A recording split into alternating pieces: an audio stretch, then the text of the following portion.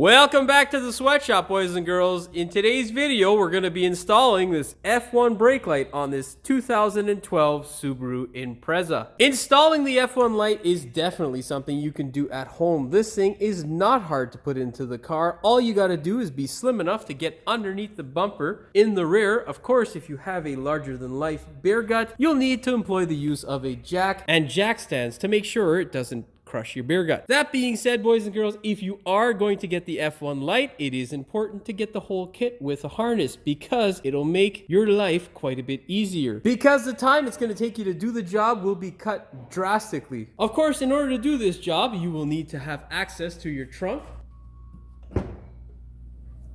And then the second thing you'll need to do is remove the light on the driver's side of the vehicle. In order to remove the taillight, boys and girls, you will need a 10mm. You can use an impact driver. Just make sure you don't impact this thing the wrong way because you will break the bolts. Of course, make sure you put those bolts in a safe place because if you misplace them, it's just another pain that you don't need. So, boys and girls, we are looking at the side of the light here. What we need to do in order to get it off is to separate this clip here. It sits behind the light, of course, and is not visible. But you want to be very gentle with it because if you break it, your light will sit cocked, which will suck. So what you want to do is just take the palm of your hand and gently tap at the side of the light. Don't slap it. You will break it most likely. Gently like that is all you need, and that is the clip there that I was talking about. It's also held in by these two retainers here on the inside of the light right there. What you're going to need now, boys and girls, is a thumb that has a long nail so that you can push down on this thing, or a flat screwdriver. I don't have nails, so screwdriver it is. Separate the harness and place your light down gently. I should have filmed the STI because it's completely different than this and I thought they were the same, and now I don't have an STI to install a light on, so this is, well, whatever. Now, hopefully you took my advice and you bought the whole harness here. If you didn't, well, good luck with messing around with that. All we have to do is just plug it in. Now, how simple is that? You can use some silicone spray or some white lithium grease to keep it from rotting, but these are weatherproof sockets, so you should be fine. Now, the hardest part of this job sometimes, or what can be the hardest part, is running the wire up to the taillight. But what you can do is if you have some wire, some mechanics wire or welding wire, MIG wire essentially, you can run it down and use that as the tool that's going to help run your wires up to your taillight. So what you want to do is start on this end and then work the wire down. Hopefully it comes through the other side, and then you can hook your wires to it after we install the light and run it back up to the taillight. As you can see here, boys and girls, this wire that blends in so well with our rusty rebar is on the other side of our bumper. So all we need to do, of course, is install our wire and then run it up to the top. Now, what you'll need to do, of course, is get to the middle of the bumper. Of course, you'll need to get underneath the car to do this, so employ the use of jack stands if you are going to do this on the floor at home. So obviously, I am underneath the vehicle. I am not employing the use of jack stands and a jack. If you are doing this at home, you should. I am doing this on my hoist, which makes my life quite a bit easier because I'm too round and old to crawl around underneath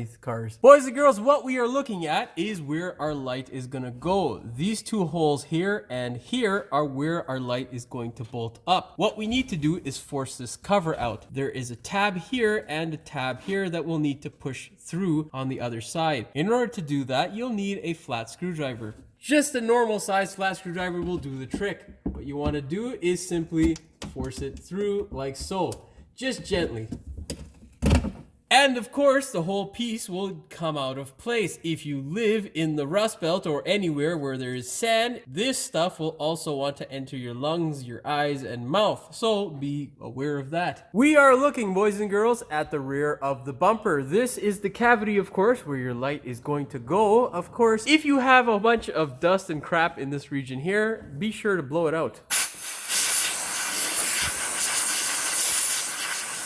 And of course, if you don't have access to compressed air, go ahead and wipe it off. Then what you're going to do, boys and girls, is take the two nuts or bolts that are supplied with your light, remove them from your light. Then what you're going to do is take the harness and slide it up and over the bumper like so.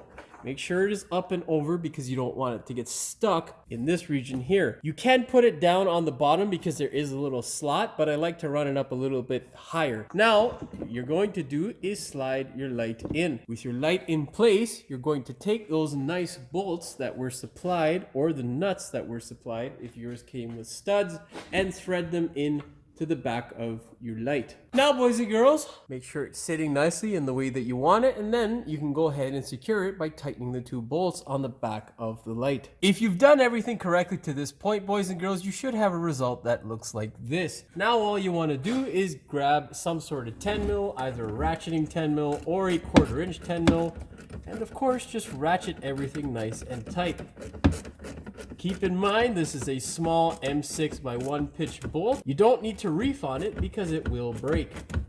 Nice and snug is all you need, boys and girls, because if you live in the Rust Belt like I do and the customer does, this thing will be rust tighted by next winter. Of course, take the tie off that holds your wiring harness together and then just separate them. Now, if you want a bit of extra protection down below here, because it's going to be exposed to a bunch of road grime and rocks and stuff, you can put some tape on this thing. Definitely will not hurt. In case you're wondering, boys and girls, you just get some electrical tape. What you're going to do is, of course, make a round around the top here and then slowly go down the wire, pulling your tape down. Of course, it's really simple, not hard. All you got to do is make sure you cover the wire. The hell is that on my tape? Whatever. You should end up with a result like this, where you have a harness that is completely coated in this nice tape. Now, boys and girls, what we're going to do is not do what most other people do and just let this thing dangle and live its life the way it wants to. No, we're going to tie it down with some zip ties using any existing holes on the bumper that we have. There is 2 benefits to this. It will keep the excess wire from rubbing through on anything, therefore ensuring that you're going to get extended use out of the product that you've put your hard-earned money into, and it'll also make sure that this stuff here isn't exposed to the debris that will be hitting it in this lower section here of the bumper. Get yourself a little zip tie. Of course, run it through this little tab and zip it. Whenever zipping the wire, make sure there is a little bit of slack on either end. You don't want it to chafe through on the zip tie that you just put in by having too much pressure. Now, boys and girls, what you need to do if you don't have a little tag like that on your car is utilize really any holes that are on your car so that you can keep your harness secure. Take the end of your harness, make sure it is up above here and behind this piece here, closer towards your bumper, and then just route it, of course, in the way that you want it. We're going to use this hole here in the chassis to zip some of the line in.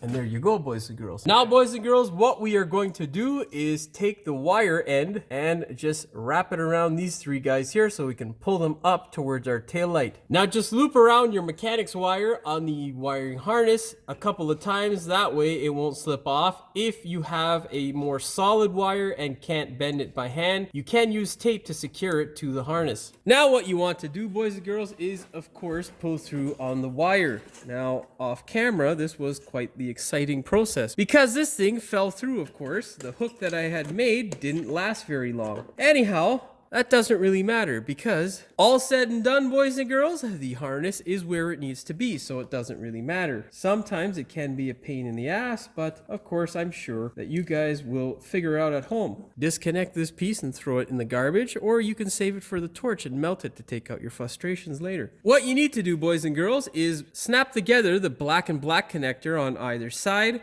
Make sure you make a good connection and that is not easy to come apart. Now, as for the red to red and green to green, it is up to you the way you want to wire up your vehicle. What you need to do is figure out, based on the light that you got, how it lights up and what wires go where. There are some differences between certain F1 lights, but most of them are generally the same. This, boys and girls, is the configuration that we chose.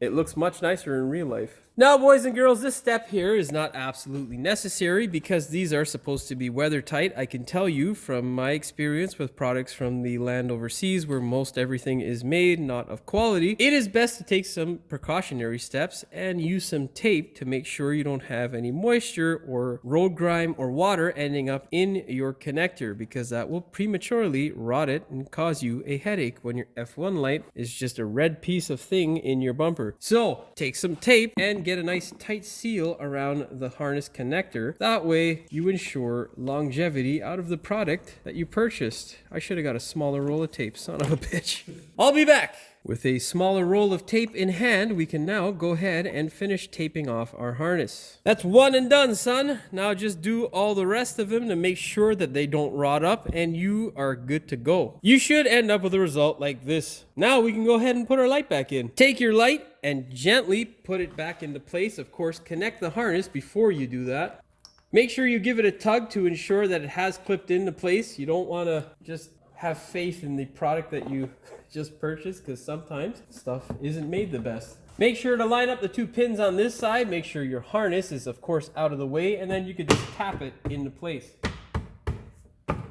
Of course, if it's not lining up, don't be overly aggressive with it. You will break it, and that will suck, because these things are super expensive now, especially with the whole shortage of new cars and used parts now costing you literally an arm and a leg. With your light lined up properly, boys and girls, you can now go ahead and thread in your bolts by hand. Make sure you apply some anti-seize to the tip of your bolt and the threaded portion. That way you don't have it seizing into place, because if you're a rust belt owner, you will know eventually how much of a pain it can be to get these things out. Then you can use your impact driver to run them up. Do not tighten them with your impact driver. That is a bad idea. Get a 3/8 ratchet and just snug them up. And we, boys and girls, are good to go. Now, boys and girls, all that's left to do is to test your workout and make sure that everything works, of course. As you can see, boys and girls, we are good to go. That's all she wrote for this one. Of course, if you liked the video, please like, share, and subscribe. Don't forget to hit the notification bell so you never miss one of my new videos. And as always, thank you for watching. We will see you in the next one. The time it's going to take to do the job will be cut in half, or even more. Fuck, man. Fucking so many mental blocks today. The time it will... Yeah. Fuck. Okay, I'll shut up. Come out of there. I'm gonna get a pliers and yank that thing out. Now, boys and girls, currently we are looking at the side of the light here. Did I need to remove this light? I don't remember how I did this. I don't think I needed to remove the light. And in case you were doubting my clip thingamabobber, there it is there. I don't know why I said that. Make no fucking sense. What you're going to need now is a flat screwdriver or a thumb that works. Push this tab here of the... I'll need a screwdriver. Fuck me. Of course, that fucking compressor comes on at just the right minute. We'll just do this all over again. Obviously, I'm too old and fat to crawl underneath my car, so I am putting it up on my hoist because fuck that shit. Make it easier. So, obviously, fuck me. And then the whole piece will and then the whole piece, of course, will come out of place. And if you what? Bunch of dirt like I do, get some compressed air if... Hurry up, bitch! Fuck. As I was saying before I was rudely interrupted by the truck driver who doesn't know that I'm recording inside my unit currently, go ahead and wipe it off. Wipe it off. If you've done everything correctly to this point, this point? Fucking hair, Jesus. Point. Then you don't need to reef it. Just nice and snug.